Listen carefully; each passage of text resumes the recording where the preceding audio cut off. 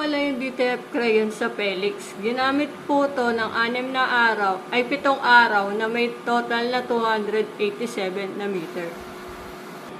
Printer head, topping. Ganda naman po yung tama pag head clean. After mag-head clean, punasan yung wiper.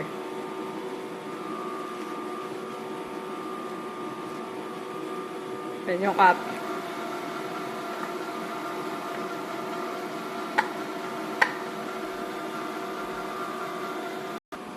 Ganito naman po yung tamang pag-nozzle. Pindutin natin itong test.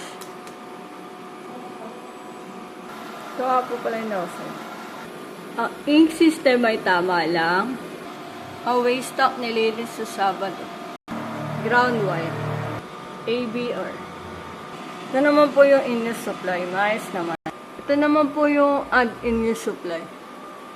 Ito po yung yellow, cyan, tsaka magenta. Wala na po akong black. Ito naman po yung white ink. Ito naman po yung powder. And then, ito naman po yung cleaning solution. Ito naman po yung DTF film. Ito naman po yung output record. Sa system na po siya nakalagay. Ito naman po yung monthly checklist.